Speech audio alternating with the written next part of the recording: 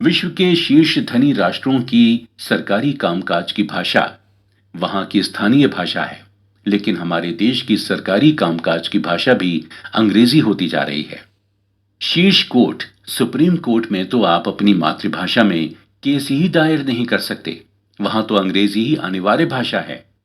सबसे करीब 20 राष्ट्रों की सूची में 6 राष्ट्र ऐसे हैं जहां की सरकारी कार्य की और उच्च शिक्षा की भाषा अंग्रेजी है। अंग्रेजी भाषा हमारे देश का स्वाभिमान गिराती है। स्थानीय भाषी व्यक्ति जब भी अंग्रेजी धारा प्रवाह बोलने वाले से भिड़ता है, तो वो उसकी अंग्रेजी भाषा सुनते ही आत्मसमर्पण कर देता है। कई भारतीय तो अंग्रेजी में कही हर बात को सच मानते हैं। याद कीजिए हरिशंकर परसाई का संस्मरण कि जब उन्हें टीसी बिना टिकट पकड़ लेता था, तो वो अंग्रेजी बोलकर छूट जाया करते थे। और याद कीजिए कृष्णचंद्र का अमर उपन्यास एक गधे की आत्मकथा का वो सीन, जब गधा परेशान होकर एक सरकारी ऑफिस में जाता है और रिसेप्शन पर अपना परिचय देता है, आई एम टंकी फ्रॉम बाराबंकी। इसके बाद ऑफिस वाले जो उसे सम्मान देते हैं, वह हमारी व्यवस्था पर ऐसा करारा तमाचा है जिसे वो हर बार खाकर भूल जाती है। हमारे बच्चों के फेल होने और बीच में पढ़ाई छोड़ने की सबसे बड़ी वजह अंग्रेजी ही है। जापान, चीन, इजराइल और रूस का कोई भी बच्चा जो कि गांव या कस्बे में रहता है, वो डॉक्टर, इंजीनियर या किसी अन्य व्यवसायिक कोर्स में दाखिल होकर अपनी पढ़ाई पूरी कर लेता है। लेकिन भारत के गांवों के बच्चों के लिए ये बहुत ही मुश्किल है, क्योंकि यहाँ उच्च शिक्षा उसकी मातृभाषा में नहीं, वरन अंग्रेजी भाषा में है। अर्थात गणित, विज्ञान एवं भाषाओं की अद्भुत प्रतिभाएं हम खोते जा रहे हैं। भारत में अंग्रेजी शिक्षा पद्धति के अगुवा लॉर्ड मैकाले ने यह कहते हुए तमाम भारतीय साहित्य को नकार दिया था कि भारतीय साहित्य में उपयोगी तत्व नगण्य हैं। मैकाले ने यह बात भी स्वीकार की थी कि उसने भारतीय साहित्य का अध्ययन किए बगैर ही ये निष्कर्ष निकाला है। उसने बस दूसरों से ये बातें सुनी हैं। उसका ये निष्कर्ष उसके अनुसार स्वयं सिद्ध था, क्योंकि वो विजेता ब्रिटेन की तरफ से था, उस ब्रिटेन की तरफ से जिसने भारत को जीता था। उसका ये सोचना था कि यदि भारतीयों का ज्ञान हमसे अच्छा होता, तो वो हमसे हारते ही क्यों। उसके अनुसार विजेता के पास हारे हुए से बेहतर ज्ञान और समझ होती है। अगर ऐसा मान लिया जाए कि विजेता का ही ज्ञान और तरीका श्रेष्ठतम है और हारे हुए की हर बात गलत या कमतर है, तो दुनिया का अधिकांश ज्ञान और संस्कृतियां विलुप्त हो जाती हैं, जबकि कई संस्कृतियां और ज्ञान परास्त होकर फिर उठ खड़े हुए हैं। इतिहास में कई साम्राज्यों को परास्त किया था, लेकिन उन विजेताओं का आज कोई नाम लेवा नहीं है। मैकाले को भारत का कोई विशेष ज्ञान नहीं था। वो संस्कृत या फारसी भी नहीं जानते थे। वो तो कानून मंत्री थे और कंपनी की भारत में दंड संहिता, नागरिक संहिता, न्याय प्रक्रिया आदि के गठन एवं स्थापना में सहायता करने भारत आए थे। 1834 में लॉर्ड बेंटिक को भारत में शिक्षा कैसी हो, इस विषय पर एक लंबा प्रस्ताव लिख भेजा। बेंटिक ने अपने विशेषाधिकारों का प्रयोग करते हुए बिना सीपीआई अथवा अपने काउंसिल की मीटिंग बुलाए हुए मैकाले के प्रस्ताव के आधार पर ही घोषणा कर दी कि अब से कंपनी अंग्रेजी भाषा एवं साहित्य तथा इस माध्यम से यूरोपियन विज्ञान पढ़ाने वाली संस्थाओं को ही आर्थिक सहायता देगी।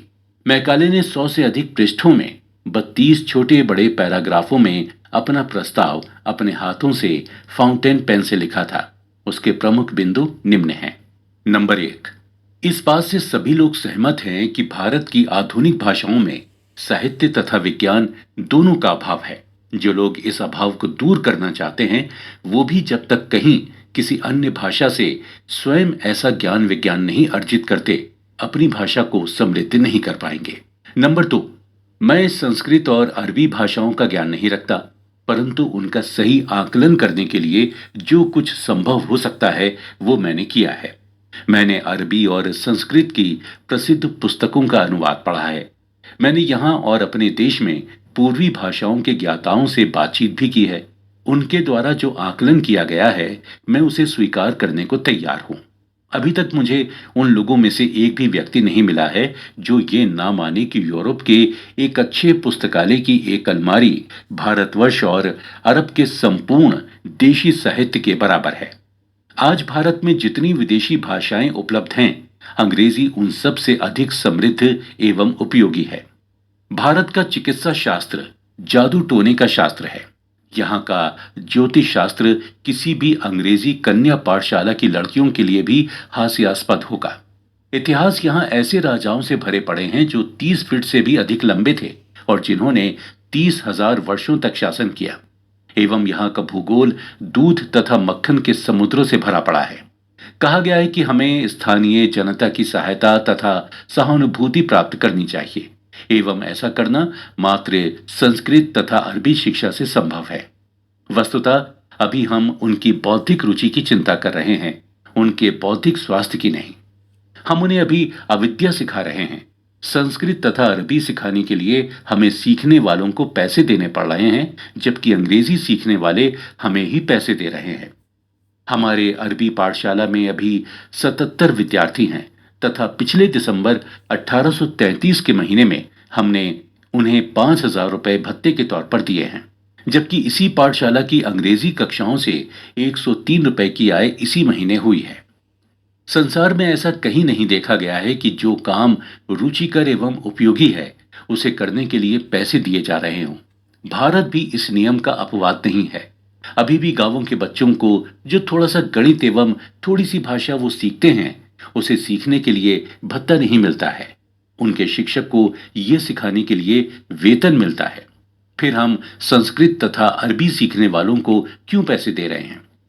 अभी हाल ही में संस्कृत पाठशाला के कुछ पुराने विद्यार्थियों ने समिति को आवेदन दिया था कि उनकी जीविका के लिए समिति कुछ प्रबंध करे।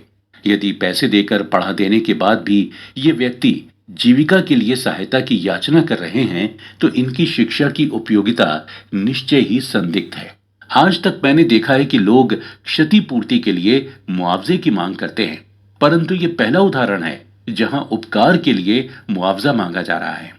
परंतु सच पूछें तो जो पढ़ाई इन्होंने की है उससे इनकी क्षति ही हुई है। जीवन के अमूल्य वर्ष अर्थहीन अलाभकारी विद्या के अर्जन में नष्ट हुए हैं, अतः इनकी मांग जायज है। समिति ने 1 लाख से अधिक रुपए संस्कृत तथा अरबी पुस्तकों के प्रकाशन में व्यय किए हैं, परंतु इन्हें खरीदने वाला कोई नहीं है। ये हमारे गोदामों की शोभा बढ़ा रही है। फिर भी समिति 20,000 रुपए प्रतिवर्ष ऐसी ही अन्य पुस्तकों के प्रकाशन में व्यय कर रही है। पिछले 3 वर्षों में इन पुस्तकों पर हुए 60,000 रुपए के व्यय पर 1,000 रुपए भी वापस नहीं आया है।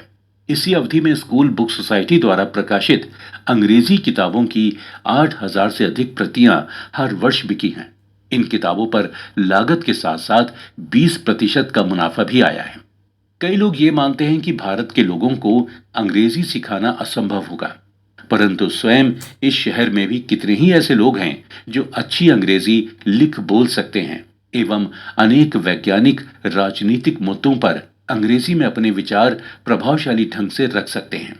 हमें हर संभव प्रयास करके एक ऐसे वर्ग का उदय करना चाहिए जो रक्त एवं वर्ण में भारतीय होगा, किंतु रुचि में, बुद्धि में एवं विचारों में अंग्रेज होगा। यही वर्ग हमारे विचारों को भारत के शेष लोगों तक पहुंचाएगा और ये इसी वर्ग की जिम्मेदारी होगी कि वो अपने भाषा साहित्य को ऐसा सुधारे कि उससे ज्ञान विज्ञान की चर्चा स्थापना की जा सके। मैं ये विचार दूंगा कि संस्कृत तथा अरबी की पुस्तकों का प्रकाशन तुरंत बंद हो जाना चाहिए। मैं कलकत्ता के मदरसा तथा संस्कृत कॉलेज को तुरंत बंद करने की राय भी दूंगा।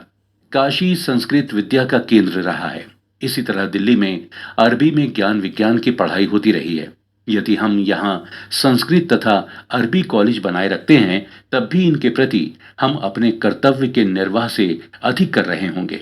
परंतु आज के बाद यहाँ पढ़ने वाले किसी भी विद्यार्थी को कोई भत्ता नहीं मिलेगा और इस प्रकार से बचे हुए पैसों को हम कलकत्ता के हिंदू कॉलेज तथा ब्रिटिश सीमा के भीतर अन्य बड़े शहरों के कॉलेजों में अंग्रेजी भाषा की समुचित पढ़ाई पर व्यय करेंगे। लोगों को यह विकल्प होगा कि वो संस्कृत अरबी सीखें या अंग्रेजी सीखें, परंतु जो वो नहीं सीखना चाहते हों, उन्हें सीखने के लिए उन्हें रिश्वत नहीं दी जाएगी। मैकाले के इसी प्रस्ताव को गवर्नर जनरल विलियम पेंटिक ने अपने विशेषाधिकार से विधेयक में बदल दिया एवं ये अधिघोषणा 7 मार्च 1835 को उन्होंने की। भारत के वासियों में यूरोपियन साहित्य एवं विज्ञान का प्रचार प्रसार अंग्रेजी सरकार का मुख्य उद्देश्य होना चाहिए और समिति के पास उपलब्ध सारा खजाना अंग्रेजी शिक्षा के प्रचार प्रसार मात्र में लगाया जाएगा। ऐसा ज्ञात हुआ है कि समिति ने प्राच्य साहित्य के प्रकाशन पर काफी रुपए व्यय किए हैं। आज के बाद ऐसे सभी व्यय बंद हो जाएंगे। इस प्रकार समिति के पास जितने भी खजाने उपलब्ध होंगे उन्हें भारत में अंग्रेजी साहित्य एवं विज्ञान की शिक्षा में लगाया जाएगा। समिति से आग्रह किया जाता है कि इस उद्देश्य की पूर्ति के लिए वो शीघ्र सरकार को एक प्रस्ताव भेजें।